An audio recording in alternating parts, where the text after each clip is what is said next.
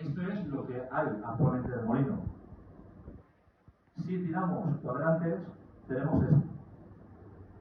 En la parte de abajo tenemos una estancia que quedan un pocos muros, que son estos de aquí, que son estos, acá a simple vista no se ven, están casi enterrados por una capita de tierra muy fina.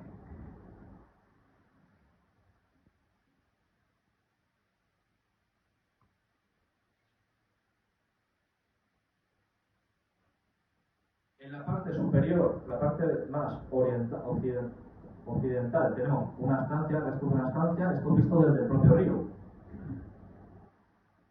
Si miramos desde arriba, esto es lo que queda de los restos. Es decir, podemos ver, a ver si me deja puntero, una parte superior, otra parte inferior y otra que hay aquí. ¿Vale? Si asumimos, estos son los restos de los muros, tanto estos del interior, que tienen un enlucido y esta es la parte del exterior. Después la diferencia entre lo que visité ayer, por ejemplo, y lo que visité hace un año, y parte de los muros se han caído ya. Y parte de ellos están a punto de caer, que se van a caer en los próximos meses. Esto es el enlucido que queda de los muros, queda un poquito, pero es un enlucido de yeso. La longitud de los propios muros, que llega, midiéndolo ayer, 0,5 metros, es decir, 50 centímetros. Parte del muro, que está un poquito inclinado, está más inclinado que la última vez que lo vi, quizás con una ráfaga de aire puede que se caiga también.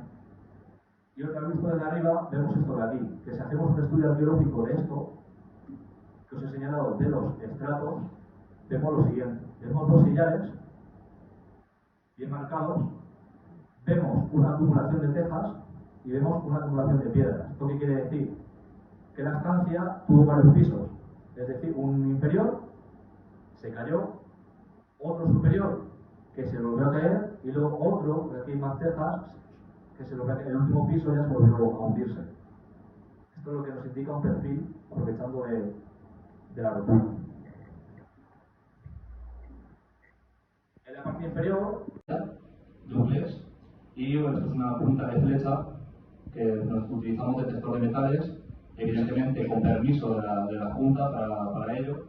Y bueno, como veis abajo a la izquierda, veis la institución, que es Universidad de Castilla-La Mancha, de lo que versa, el campo de batalla, y unos puntos cardinales, unas coordenadas, que esto lo que hacemos es meter un programa informático y nos sitúa varios puntos interesantes en el mapa, y podemos ver dispersión de materiales, cómo se han podido mover los ejércitos y dónde se encuadran los principales enfrentamientos de ellos. Y por último, la fase de estudio que lo he explicado anteriormente. Bien, ya dentro de mi tesis doctoral versa sobre el paso de las alquerías a las aldeas cristianas, es decir, de época islámica cristiana. Para ello, estoy haciendo el estudio de todas las parroquias de la Orden de Santiago, desde el Tajo al Campo de Montiel. ¿Por qué es interesante? Porque muchas de estas parroquias se construyen encima de las mezquitas anteriores. Entonces, mi trabajo versa en eso, en investigar cuáles fueron de estas parroquias las que se instalaron en anteriores aldeas islámicas. En este punto central es la ermita de Magacela, que está en Villamayor de Santiago, si lo conoceréis. Pues mira, después del estudio, estuve mirando y veis esto de aquí del centro. Esto es una fortaleza, una pequeña torre de la restauración cristiana del siglo XIII. Dentro de los propios materiales que hay en la propia torre tenemos que es islámico, es más concretamente porque la arqueología al final es esa ciencia, pues una ciencia tan conocida pero a la vez tan desconocida. Entonces por eso he querido hacer esa introducción. Bien, ¿qué es la arqueología? Si tiramos de la RAE nos pone ciencia que estudia las artes, los monumentos y los objetos de la antigüedad, especialmente a través de sus restos. Más o menos asemeja un poco lo que es. Pero, si cogemos el portal de cultura de Castilla-La Mancha, tenemos una definición mucho más completa. La arqueología es la ciencia que estudia, describe y, sobre todo, esta palabra, interpreta una sociedad pasada a partir de unos restos materiales. Objetos de piedra, cerámicas, madera, huesos, tejidos, construcciones, etc. Bien. ¿Qué tipo de intervenciones tenemos en la arqueología? principalmente actuaciones invasivas, actuaciones no invasivas, como por ejemplo invasivas una excavación. Al final, conforme vas excavando, vas destruyendo. Actuaciones no invasivas, como por ejemplo puede ser una prospección. Y la arqueología preventiva, que es súper importante y la que más se utiliza. Es una combinación ya más técnica. Más adelante os pongo un ejemplo de una de ellas. Bien, empezando por las prospecciones y el análisis territorial. Primero, el primer paso es consultar la bibliografía, fuentes históricas y toponimia, que nos indican mucho sobre ello. Una vez realizados estos estudios previos, se organiza el propio trabajo. Es decir, si vas a investigar un yacimiento arqueológico, te tendrás que dividir los sectores para su posterior documentación tras el trabajo de campo.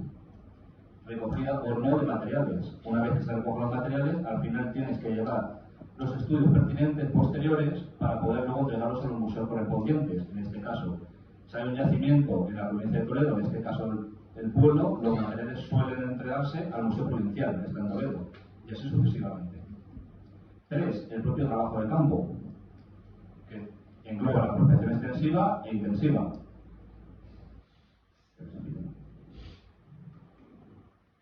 Y posteriormente con una documentación para el final.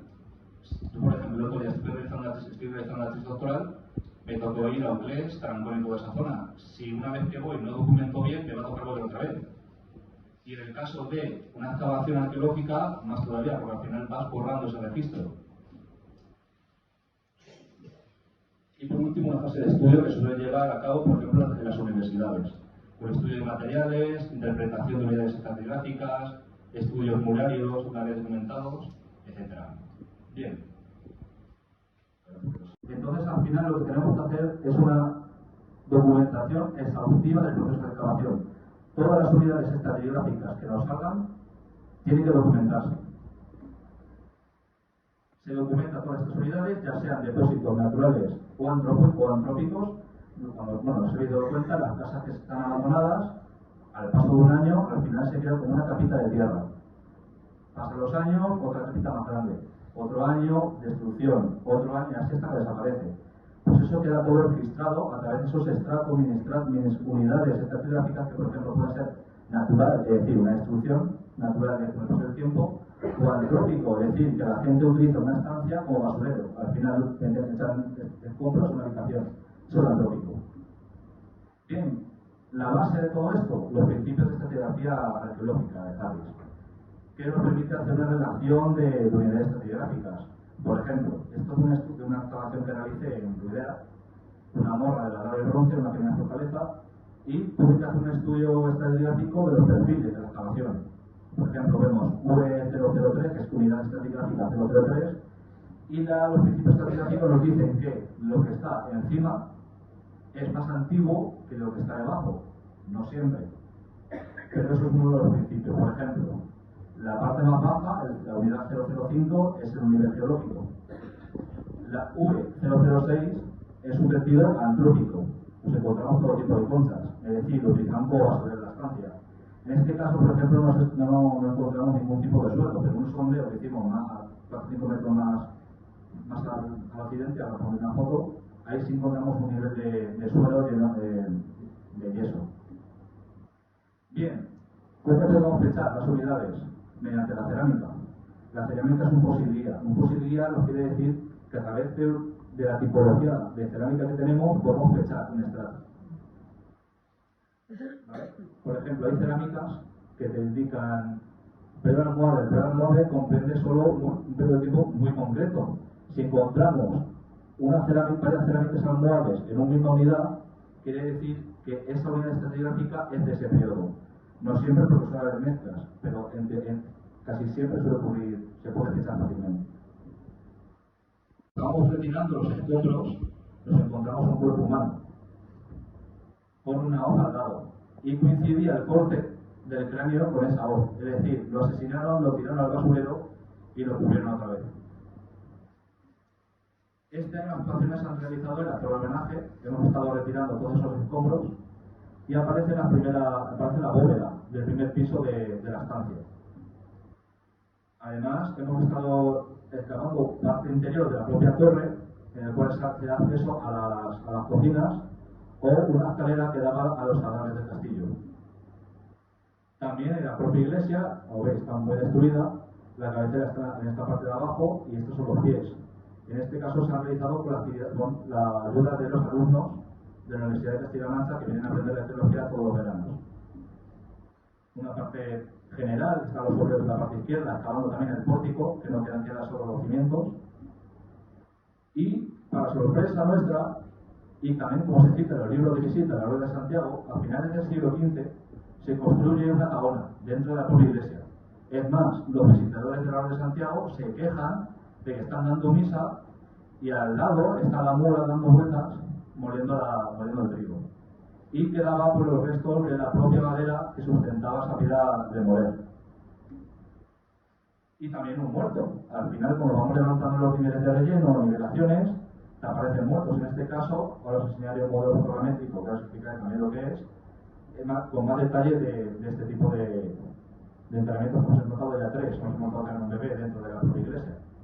En este caso, cuando estaban realizando una nivelación para darle un último nivel de uso en el siglo ya XVI, hubo un fraile de la Orden de Santiago se murió y no hicieron más que los propios rellenos excavaron la tumba y lo metieron.